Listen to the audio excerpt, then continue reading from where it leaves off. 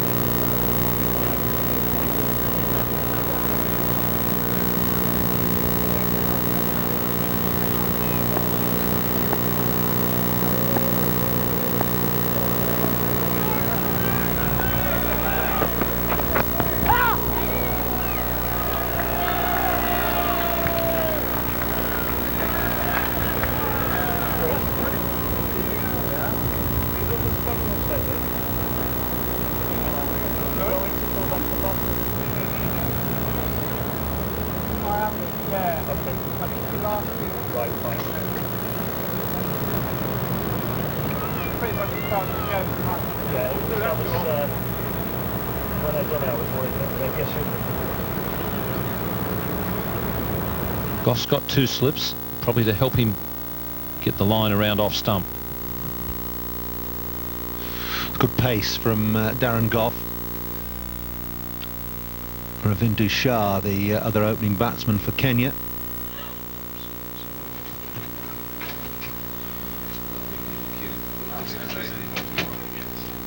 Scored half centuries in both Kenya's warm-up games, and a very good 37 from 43 balls against Zimbabwe.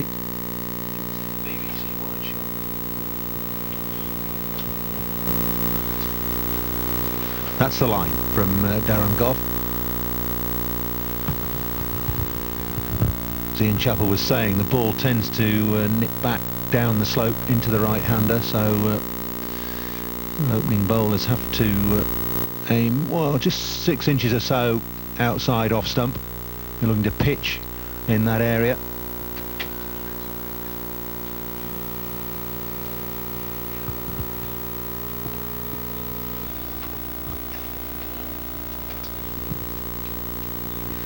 It's off the edge, wide of second slip. Third man is fine. Mark Ealham on his home ground. Kenya bat quite well. They already have a victory in a World Cup, a victory over one of the test playing nations.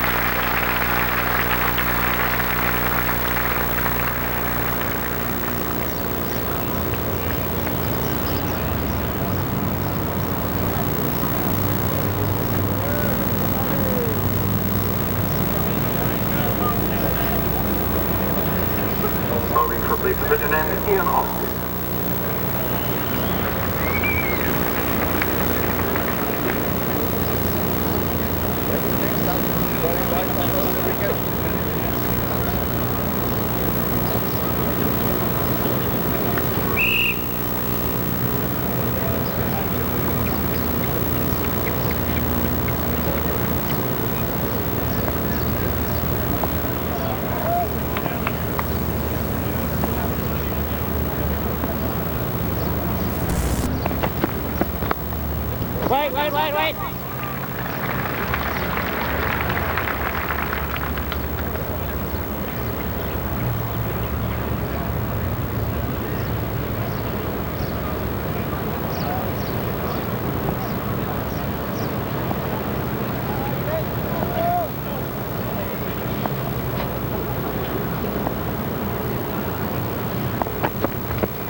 Yes, yes, yes.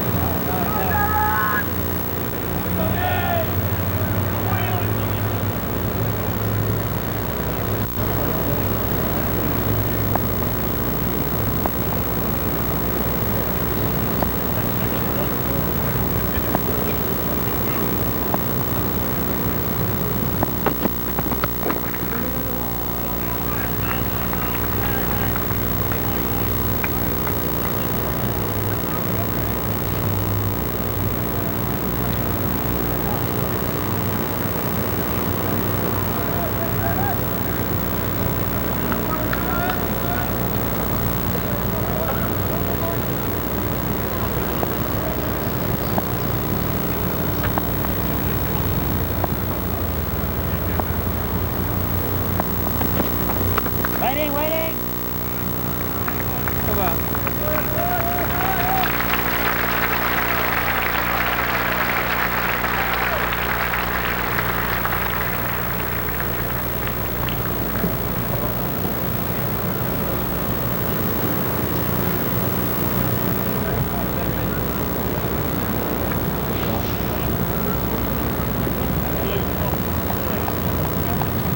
Give my leg complete.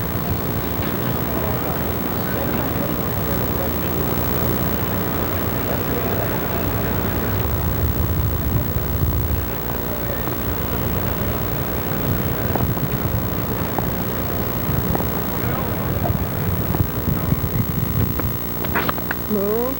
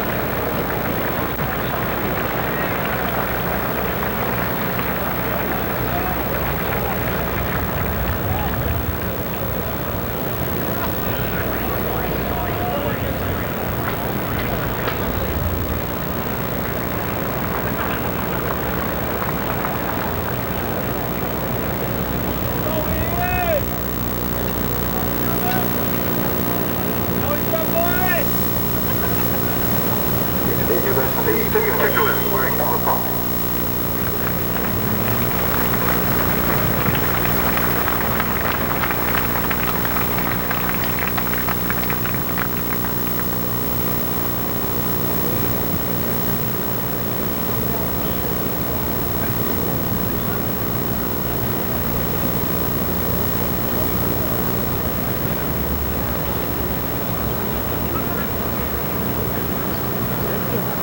Practice to what you No, that's too much left. That's next up. Right arm over, one to come.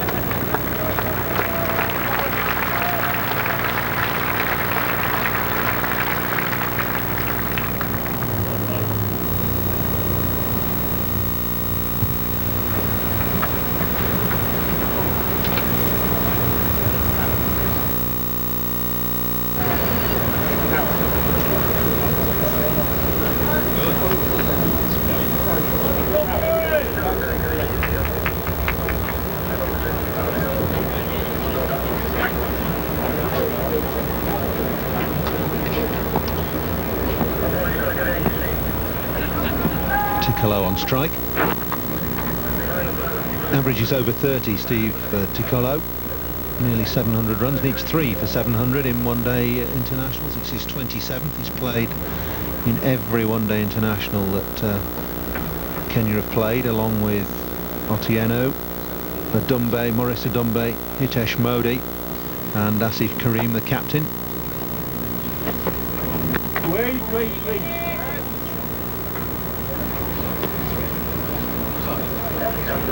We've got some team news from the England camp. Graham Hick is suffering with a stiff right shoulder, and it's not serious, but he can't bowl.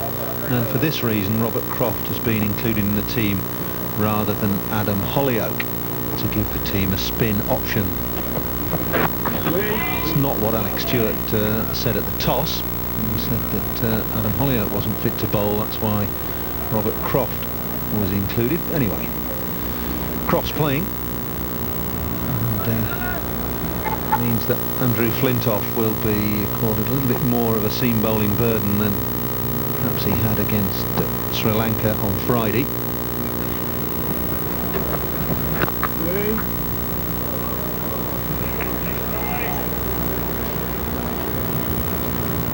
A couple of mats being used on the sides in the cover area, in fact just in front of Andrew Flintoff there. One in front of him and one behind him, just to mop up any I suppose mainly because they're old pitches that have been used and they might be a little muddy. All gone. Thinnest of edges. Oh, not out. Well, Rudy Kurtzen is the man in charge. He says not out.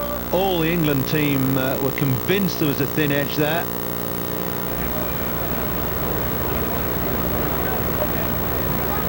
It was a bit of a lazy shot there from Tikolo. He really didn't move the feet too much after the ball was delivered, just waved the bat at it. The England players were all quite convinced there was an edge there.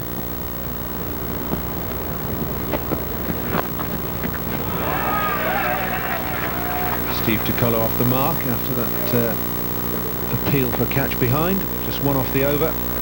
Kenya 11 for 1.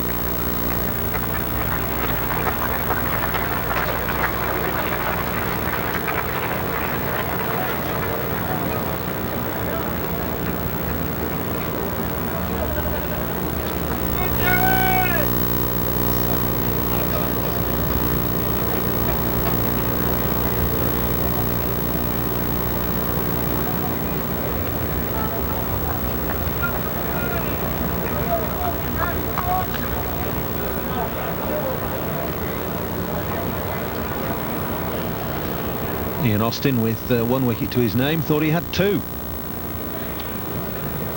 Deprived by umpire Rudy Kurtzen. Here's Darren Gough again. Square leg. Neat shot off the pads there from Tikolo. He's a classy player. The ICC trophy final, that was a match between Kenya and Bangladesh. That's where they qualified for this World Cup. Steve Tikolo made 147, batting in the number 4 position, came in with a score at 15 for 2, and they finished up making 241 from their 50 overs.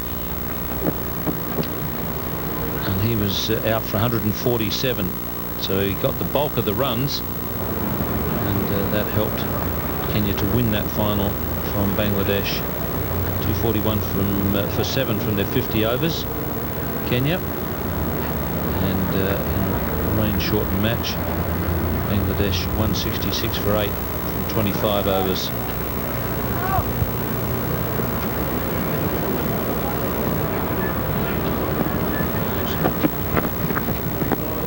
Slow ball from Darren Gough. It's signalled wide. Didn't come out right at all.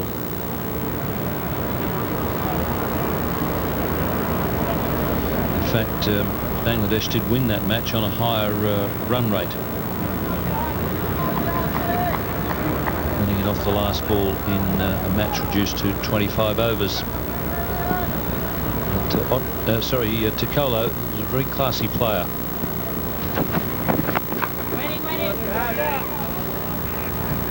plenty of time there on the back foot against Darren Goff. A lazy stroke in the last over against Ian Austin. This is it. Flat-footed. It was a huge appeal from everybody close to the wicket on the England team. Some of those sort of run-of-the-mill, well, he's nicked it, he's got to go. The umpire said no, not out. That's instead where he was. It's a good shot. 2 or 3 here. Mullally chasing. Well, leisurely running from Tikolo and Shah means they've got just 2. Yes, there should have been 3 there. Alan Mullally slipping a little bit as he chased that ball. It's one of the damper sections of the ground. And it was around about this area where he just had a bit of, you see there, he slipped quite a bit, kicking up a bit of mud.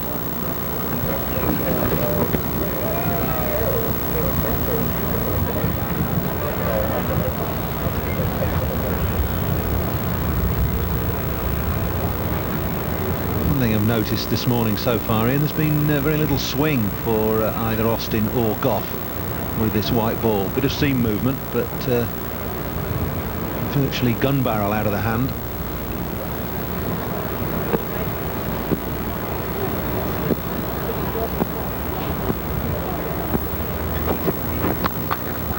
Super shot on the left. That'll go for 4. No point chasing that, no point running for it if you're the batsman. First boundary of the innings. Kenya 18 for 1.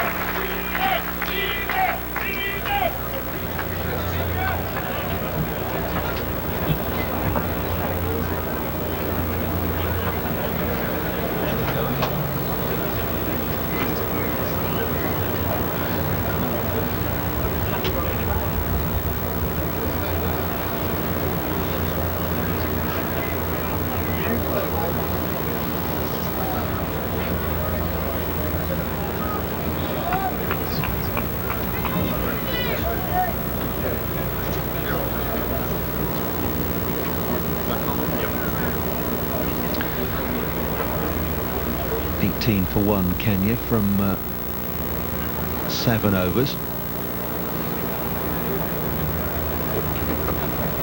Waiting.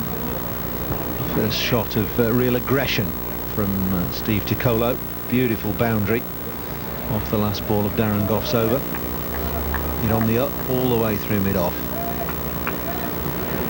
The Kenyans have got to do more with the shorter deliveries from Ian Austin. He's bowled one that's got a wicket, and the first ball of this over was short, and it should have been dealt with. It's better stroke. Pick the gap between extra cover and mid-off. Robert Croft chasing. As if to Ian Chappell's instruction. Yeah, that was a short ball, very short, in fact, outside the off stump, and with a bowler of Austin's pace, you've got to punish him when he bowls short. If you do that, then that means he's got to pitch the ball up more, and he's very drivable, so you must punish those short ones.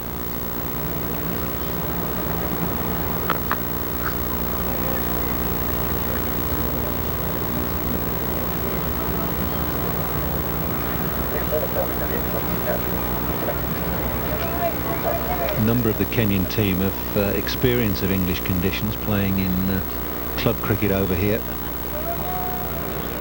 Steve Tikolo played for Swansea, far from where Robert Croft lives.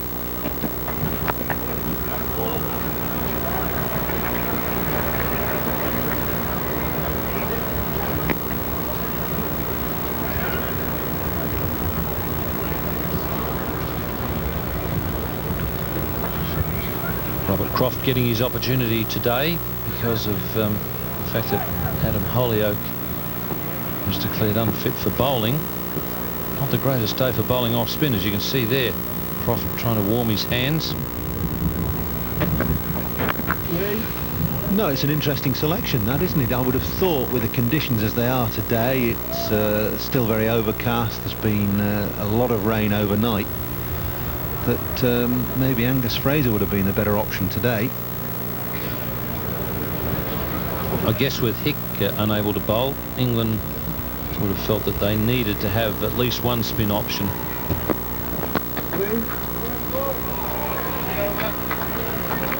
$21 for what?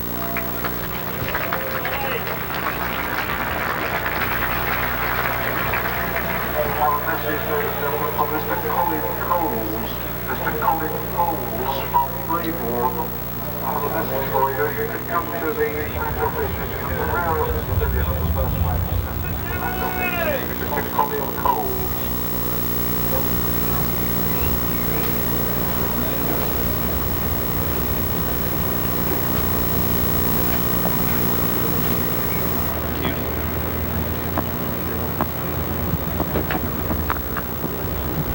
Through Flintoff at third slip, just wide of him.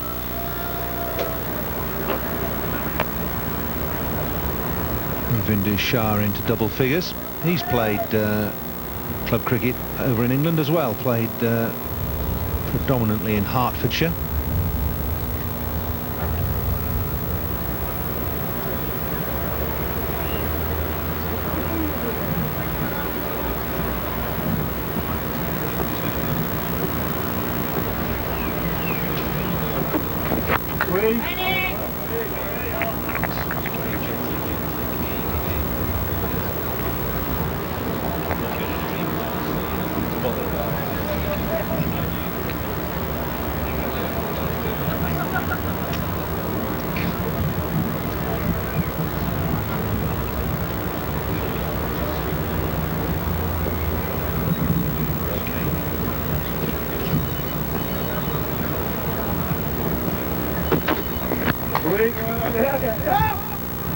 Well, it's a bit of a late call. Tikolo's got there in the end. The pressure on Robert Croft. Running hasn't been the best thing that we have seen from the Kenyans so far. Quite a few occasions there were 3 runs to be had, they only had 2. That single looked pretty safe though.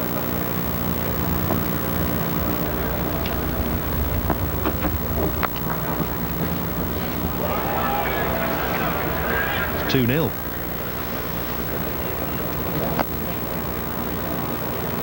Don't think he'll be in the running in Alex Ferguson's mind for replacement for Peter Schmeichel next season.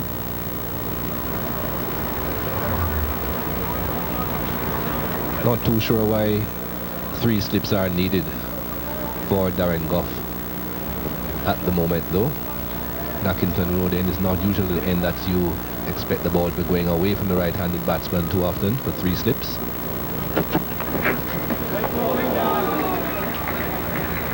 You were saying, Mikey? Very difficult even for that to carry the 3rd slip though, Paul. Ah, true. Not much pace in this pitch. Just a little bit of seam movement. In fact, there's been very little movement all morning, and not much pace either. It's struggling to get through to the keeper. I think the only way the ball is going to be getting the 3rd slip is if it's short and it's a back foot forcing shot. You certainly don't want to be encouraging the bowler to bowl short.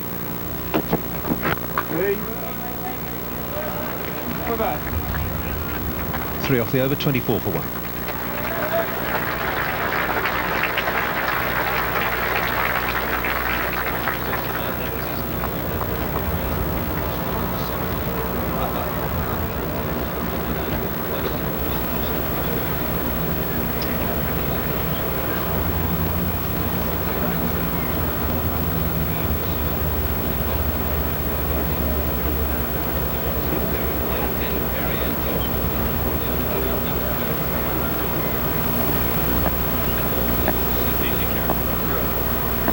Ian Austin again from the pavilion end. This nagging back of a length bowling that the Kenyan batsman just struggling with at the moment. 4 overs and 1 ball, 1 for 9 for Ian Austin.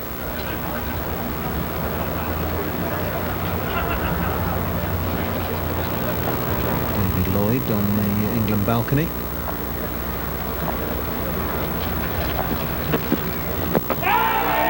Shout, but I don't think we're going to get much joy for that.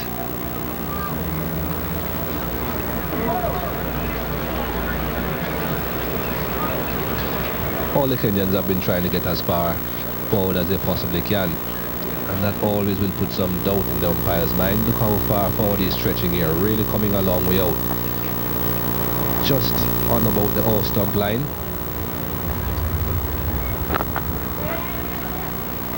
It's a good run. Good fielding as well from Robert Croft.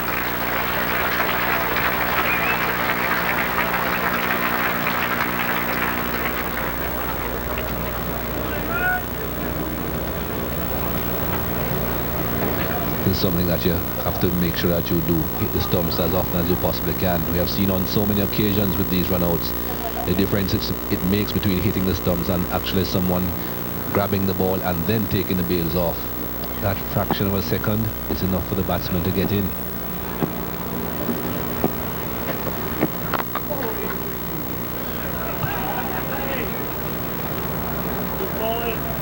There's not been much drop and run about the Kenyans batting. They've looked to hit the ball hard, steering the ball into gaps or just dropping it at their feet and setting off for one.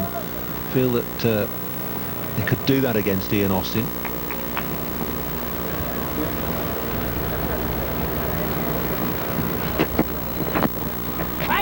It's one of the ways of breaking the stranglehold that he seems to have on batsmen. Keep the strike turning over, keep picking up the singles, and it'll make him think and perhaps bowl a little bit fuller.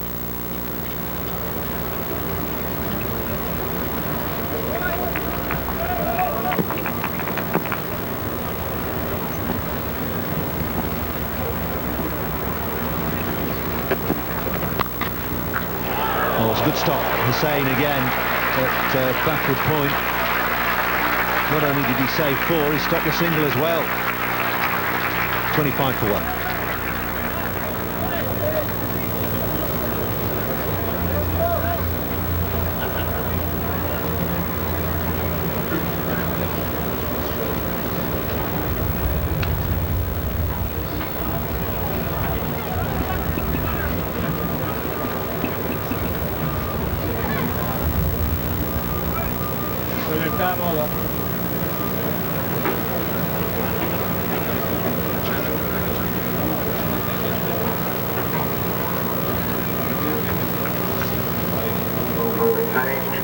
First bowling change for England. Darren Gough being taken out of the attack. 5 overs, 1 maiden run for 14 for him.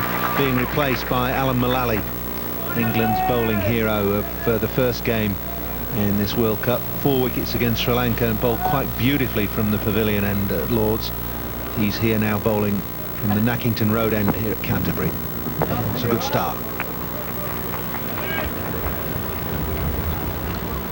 Usually bowls a very good line, Ealham, and that's very important when you're using this white ball. We have seen throughout the warm-up games and the World Cup so far, it does quite a lot in the early overs. Very interesting, Ealham was interviewed and he said that he just puts the ball on the right line. He's not too sure which direction it's going to be moving in, and if he doesn't know, how can the batsman know? I think he's playing himself down a little bit there. I think he does know a little bit more than he's letting on. I think what he's trying to stress, no boy, is the fact that you have got to bowl the right line, so that irrespective of which direction the ball moves in, it's still a good delivery. You don't want to be trying to be bowling these magic deliveries that pitch leg and hit off, might not come back to off, and then it would be a wide.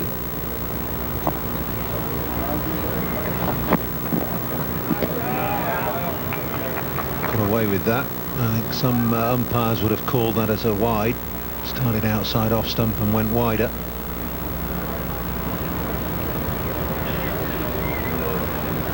He's England's most improved bowler, certainly in the last 12 months.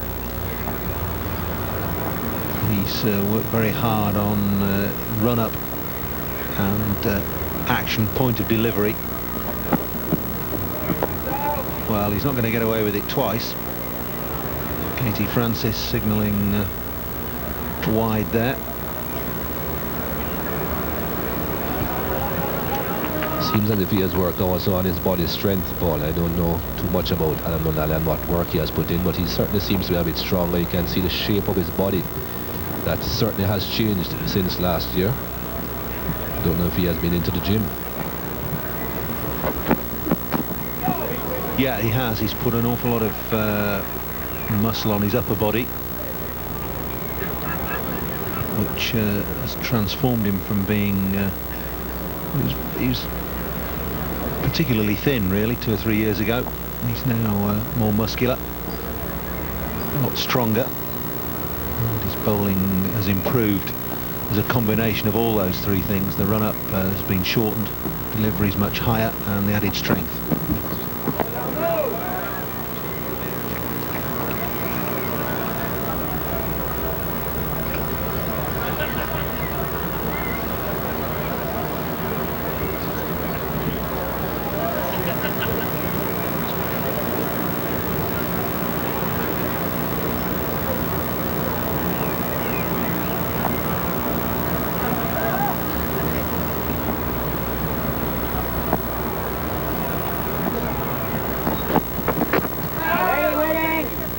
Good start from Mullally, just one from the over, 26 to 1 Kenya.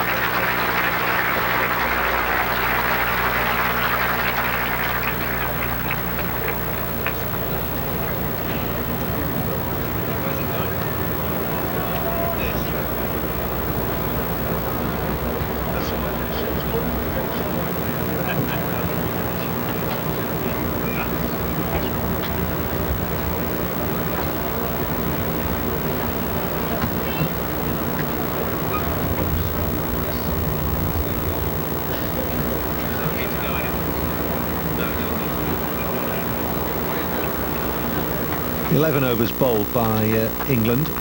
It's a good over rate, over 15 overs an hour.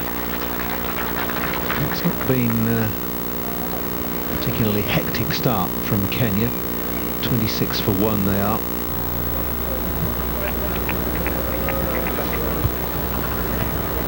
Mike Stewart persisting with Ian Austin, the wicket taker. Removed Kennedy Otieno with the aid of a pretty good slip catch from Graham Thorpe.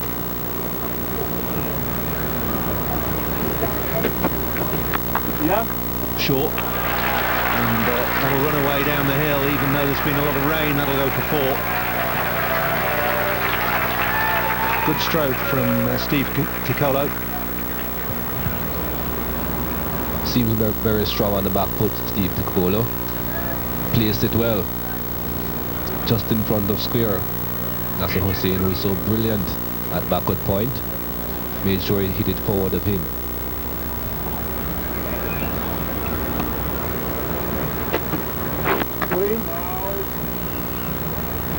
It's better from Ian Austin. He'll be very annoyed at that first ball, giving Tikolo width to get the ball away on the offside.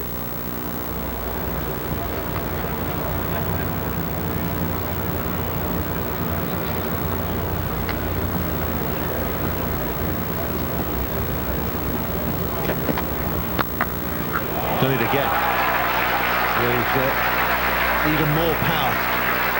Explosive stroke from Steve Tikolo. And this one was even shorter. Did a bit when it hit the deck, gave him even more room to play that through the offside.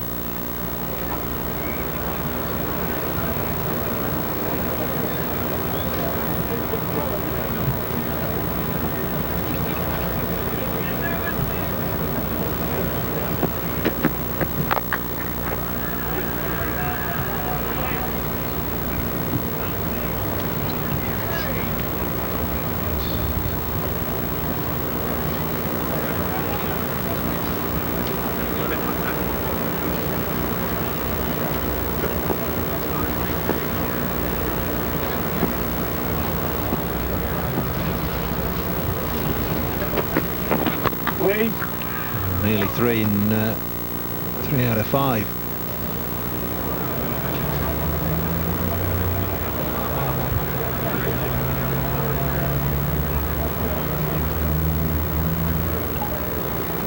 Still 2 slips in place for Ian Austin. We haven't really seen the ball do a great deal more than expected today.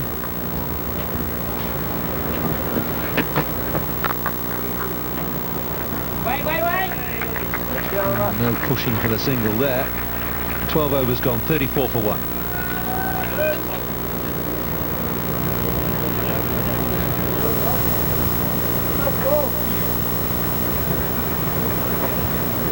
Another call, please, for Mr. Colin Coles. That's C-O-L-E-S. Colin Coles from Braybrooke, New Hampshire. Can you please come to the match office at the rear of the building on the first side of the steps? Colin Coles, please, from Braybrooke.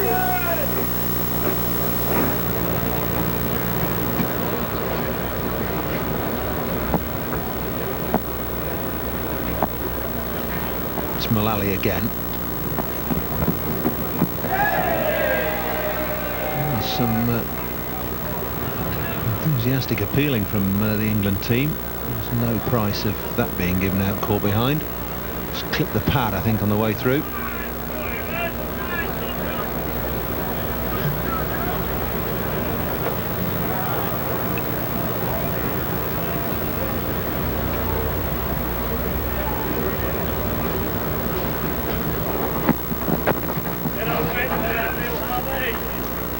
England very well served square of the wicket on both sides by Fairbrother at square leg and Hussain at point.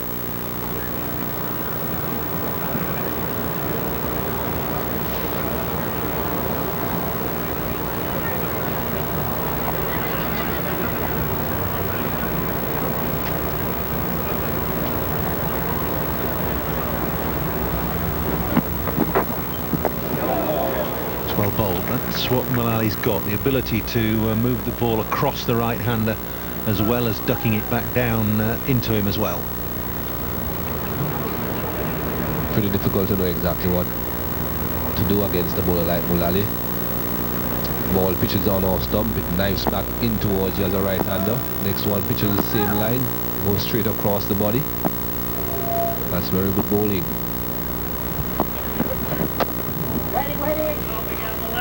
There's the one that comes back in again. Absolutely no room at all there for Ravinder Shah. Keeping it very close to his body.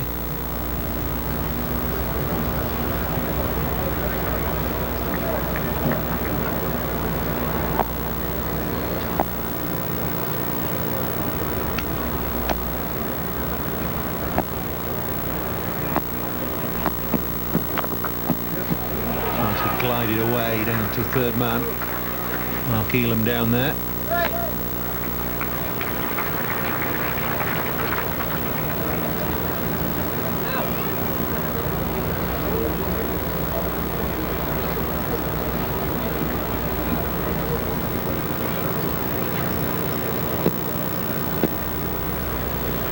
Ravinder Shah up to 13. He's faced 42 balls though, compared to the 16.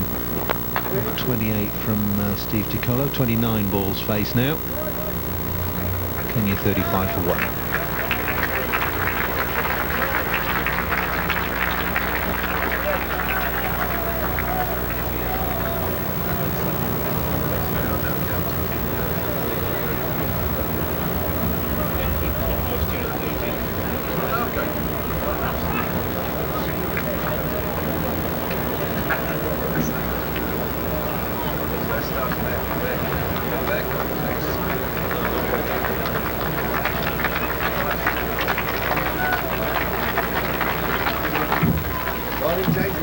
Graham Gooch, England's batting coach, on the balcony. Dean Headley in the suit, and Bob Cotton next to him, the bowling coach. A change of bowling. Mark Ealham on his home ground comes on to bowl his first over for England in this contest.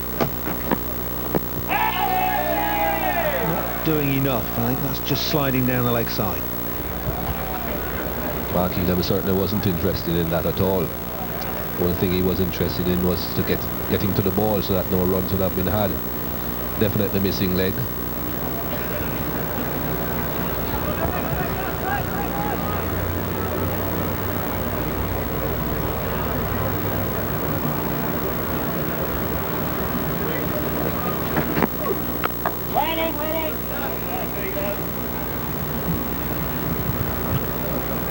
we're talking about dropping the ball and running earlier on, Paul, but I think they're going to have difficulty in doing that. Once the ball is going down that slope, it will get to the fielders so quickly. So they'll have to think about perhaps on the onside when it's going up the slope, and then the fielders have a bit more ground to cover to get to the ball.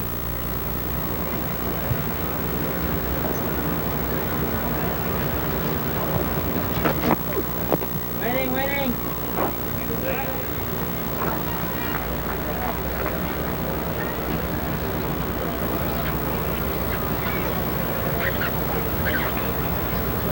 38 wickets from 36 matches for Mark Ealham. Economy rate 4.25 runs per over.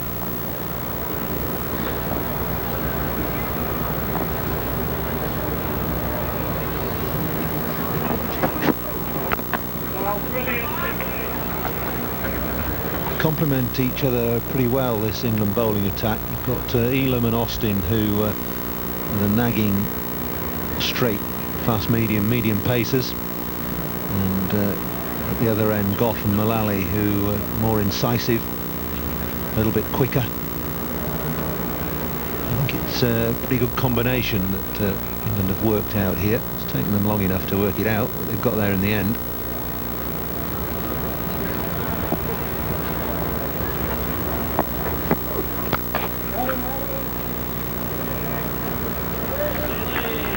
No swing though for Mark Ealham.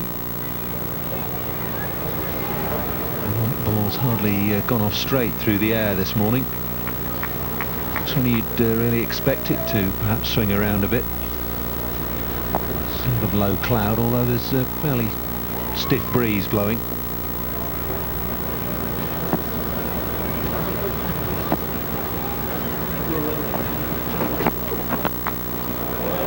Down the track, in the air over the top, quite beautifully played. Good stuff from Robert Croft. I think the third umpire might be asked to have a look at that though.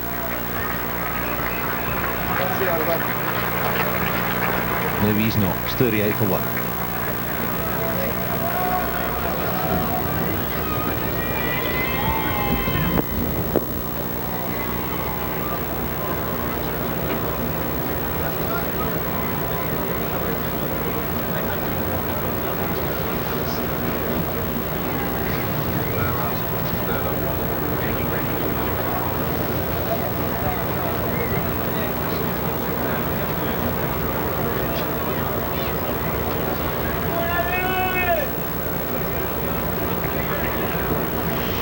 Third umpire is being asked to have a look at a piece of fielding from Robert Croft.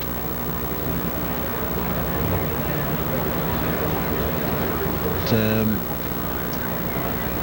from that angle it's not very easy to tell. You can get more of an idea from this.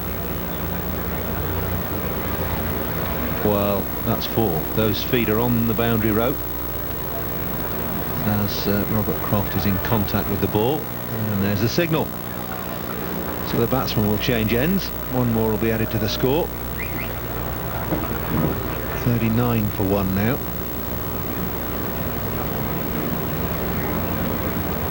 Valiant effort from Robert Croft, and to be fair to him, he wouldn't have known that his feet were in contact with the rope at the same time as his hand touched the ball. To leg stump.